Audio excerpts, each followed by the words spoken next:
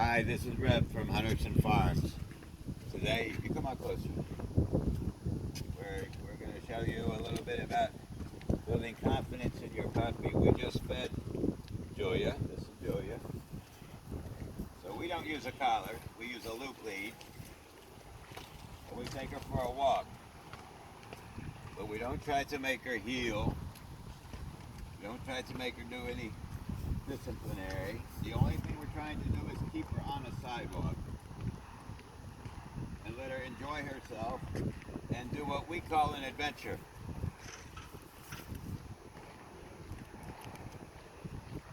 So here we go out on the evening adventure. This is done in the morning after the first feeding and done in the evening after the second feeding. Same exact time every day. Sit. Sit. Jules, sit. Good girl. Now we cross the street. She's been doing pretty well with the walking and the sitting, but it's nothing we're forcing on her. We're letting her be a puppy. At this stage, the only thing you want to do with your puppy at this, 10 weeks old, is let her be a puppy. This is the first time mommy's been following her, so she's not walking normally. And the main thing is let her go out on an adventure. So as far as trying to make her heel perfectly and sit and down, none of these things are necessary.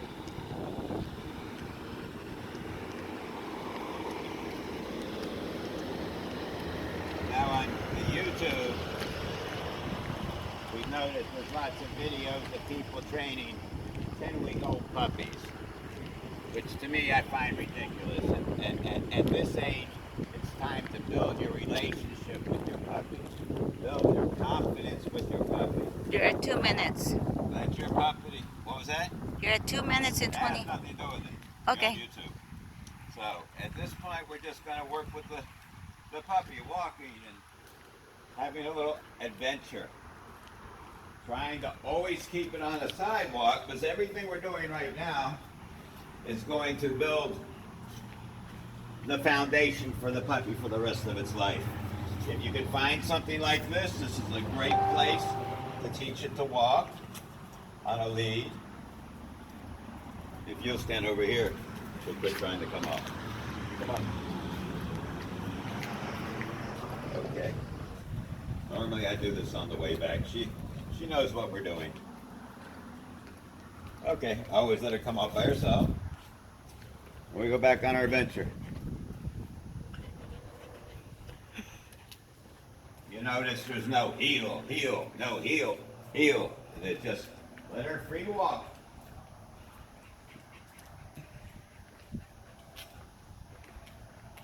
And while you're doing this, instead of commanding her to heel and commanding her to do this and do that, you're letting her look around and observe, and she's getting more mental exercise out of this than anything else. Believe it or not, this puppy goes on these adventures twice a day after eating. The rest of the time she spends in her crate growing. We have no problems with her biting of the hands because we don't allow it. You notice we're not going on the street. No matter where we go, even though we're not making her walk perfectly by the side, we keep her on a sidewalk. Unless there is no sidewalk. Now here's where we find obstacles.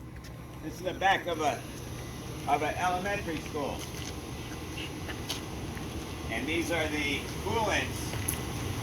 So if you'll stand right there, you'll hear the noise from this machine. So we bring her over here by the noise. So we convince her that the noise is okay. So we bring her up on the noise.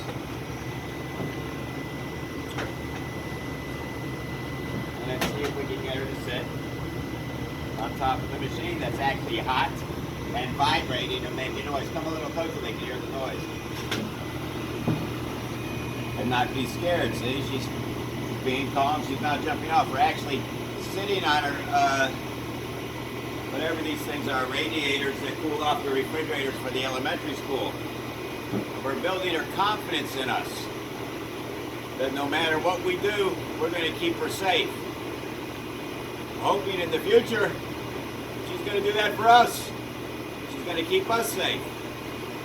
So if she learns now that she can trust us in anything we do, in the future when it's time to teach her to sit down, heel, wear a collar, do different tricks, it will be easy. Right now, she's not going to comprehend these things. So the basic thing you should be working on is your confidence with the dog. And when I said confidence and responsibility on the title, the responsibility is your responsibility doing this. Now here we go again. We're back off on another adventure.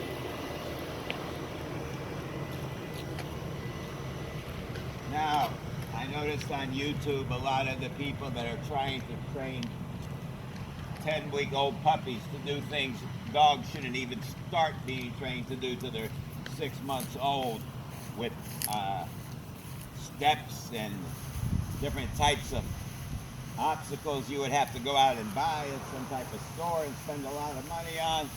To put the camera over here, in every elementary school you'll find jungle gyms. What could be better in the world to work your puppy to build its confidence in you and confidence in itself? So we're going to approach the jungle gym. You notice I just let her work with the lead and be comfortable. Now mind you, look at the weight and the size of this dog. This dog has never ate more than twice a day. For all of you that are feeding your dog 3 times a day because some doctor or somebody's told you you have to feed him 3 times a day. Her weight is 24 pounds. 3 times a day she would be overweight. Now look at this jungle gym. Now if I can get her to go up to the top of this jungle gym, I would say we're building a little confidence. And guess what? I didn't pay a dime for this double gym. Well, what are we doing? Now, the problem with the jungle gyms is the adult might not be able to get up it. In my case, can Julia? Come on, sweetheart. Come on, Julia. Come on, Julia. Come on, Julia. You got her? Come on, Julia. Who's a good girl? Who's a good girl? That's a good girl. Can we get up to the top of the jungle gym? Oh, Julia. And now, we sit at the jungle gym, and we sit up here with her. We tell her she's a good girl. And she looks at Mom, and she's all proud of herself. She's did a great accomplishment here. Excellent accomplishment. And notice we're up high. Look around. This gives her the mental exercise. Look over there on the track. There's some people walking. There's things going on for her to look at. So what we're doing is we're building confidence in the puppy. Confidence that I'm not going to do anything to her that's going to hurt her, and she can do anything. Look at her. She's going to lead me down the jungle gym. Look at this. Look at this little puppy. Mastering the jungle gym. I almost broke my neck the other day on this thing. Be careful. It's. She's a good girl. Come on. It's dangerous. Not recommended for senior citizens. Nope. I think that's why they're in elementary schools. Another thing I like to do is I like elevated places for building confidence. And she's trying to show off a little bit now because she's accomplished something. by the way, that is our third trip to the jungle gym. That's how far she's come with it. 3 tries. So a bench is a great place. At this point, she's too young to get up on it herself. Maybe. Let's see. Yes. So I go ahead and help her up. I don't try to force her on it. I help her up. And what I do is I get her used to being up on high places. This is mentally exercising the puppy. And what I do is I walk around. And she's sniffing, she's looking around, and her mind's going 90 miles per hour. For a puppy, that mental exercise is worth more than an hour of walking. 15 minutes of this, twice a day. How long's it been? 10 minutes. 10 minutes. We're probably going to wrap this session up in 15 minutes. I've never timed it before because I haven't filmed it, but this is what we do every day after each meal. Now, when it comes to coming off, I think she's ready to come off herself. Come on, Julia. There, good girl. Good girl. So little by little, we teach her things. Now we're going to head back.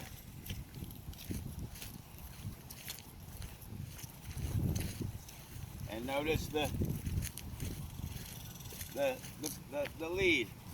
We're not trying to make her get completely by her side. By my side, that is. I would like her to. I'd like her to stay on my left side, heel, and walk like a show dog. But she's a little tiny puppy. Let her be a puppy. Let the puppy grow up. These people training 10-week-old puppies like they're getting them ready for an AKC show are blowing the whole concept of raising a dog, especially a hound. I don't know if you noticed on YouTube or not, you see all those trainers, and I've been very ill the last couple of weeks. So I spent watching the YouTube to see what I could see that y'all would be referencing to on YouTube. And I noticed one thing about all these trainers. I didn't see any of them with basset hounds, bloodhounds, Rhodesian Ridgebacks, or any other type of hounds.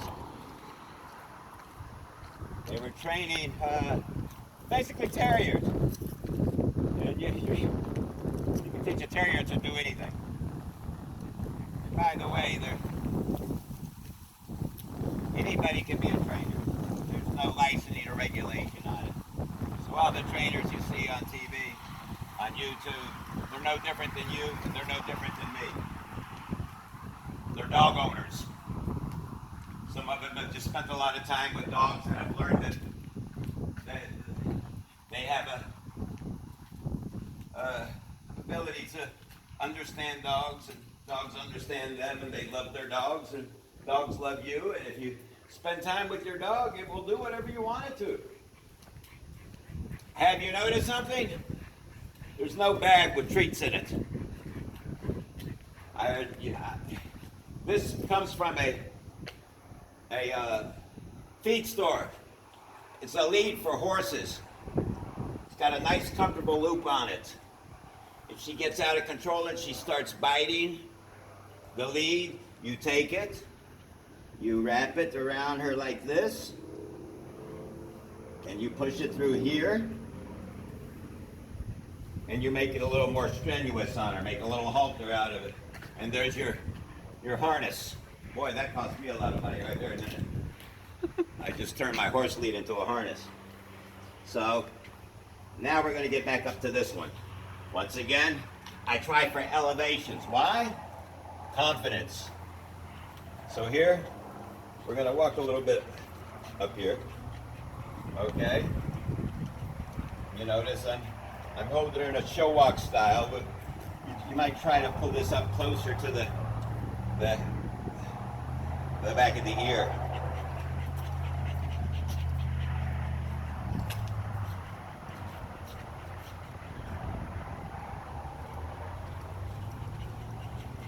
And when you see she's getting bored with the little exercise you're doing, what do? You let her off. And here we're headed back towards the house. We're almost finished with the exercise. So, lesson number 1 we're giving today. My health hasn't been too well. It's a little rough on me, but I have promised some of you folks that I was going to do this. Somebody told me there was a way that you can make money with videos. I thought I could get some extra money and have a helper that could do things. It's not as easy as he told me, and I'm not about to put myself through all that just for this. So, let's get back on the sidewalk.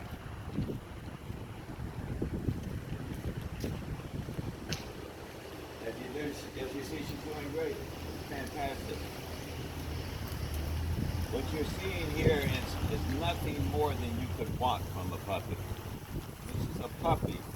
She's got the little trophy in her mouth. She's carrying it with her. It's a little leaf, you know. Everybody's going through the same thing.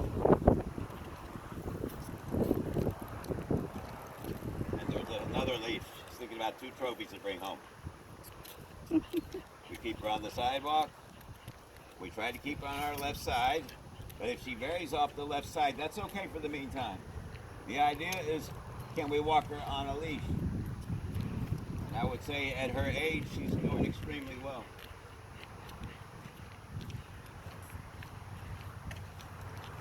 So every time she comes out of the kennel in the morning and the evening, we're going to take her on an adventure. We said? That's a good girl. Come on. Heel. We throw the word in heel every once in a while, but it's not like we're trying to push this on her. But believe me, she's going to remember everything I'm doing with her for the rest of her life.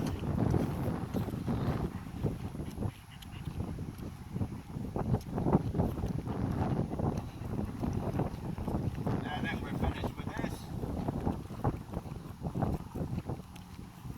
we give her a little bit of free time of her own, locally, in your backyard, or whatever it is you have.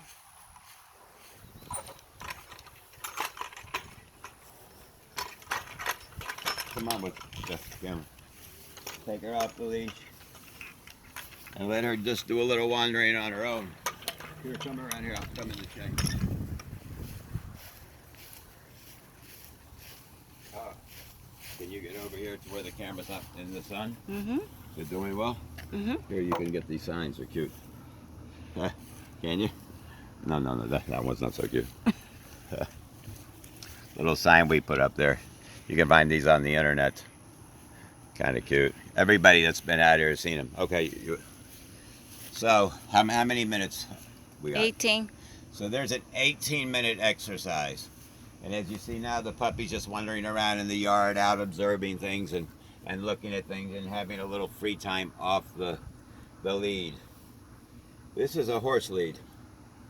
I've made a loop here, and that's what was around the puppy's neck. Me, myself, I don't believe in putting a collar on a puppy until they're usually around 6 months old. At 6 months old, we start getting into more serious training. Up until then, they don't really understand what you're trying to do with them. So you want them to develop in their mind to an age where they're old enough to at least understand that you're trying to teach them to do things. So if we gradually ease into the situation, let the puppy be a puppy and also walk it, exercise it in the same places we're going to walk and exercise it while we're training it, it will be much easier. Remember, build confidence in the dog. Have the dog have confidence in you. You have confidence in the dog and your responsibility. Me, myself, this is done twice a day. The rest of the time, she spends in her crate, sleeping, playing with her toys. When she wants to go to the bathroom, she lets me know, and at this point it's about every 4 hours. It started about every 2 hours. And we let her outside. If she uses the bathroom, she comes back in. She might play with the other dogs for a little bit. Back in the crate again. Right now, we're trying to establish a regiment. We do everything at the same exact time every day. If you start on these simple foundations, you will find when it comes time to start teaching your dog to do all these tricks that you're seeing on YouTube, that they tell you to spend so much time till the dog gets it right, the Rhodesian Ridgeback will learn it in 2 days and will be ready for the next trick.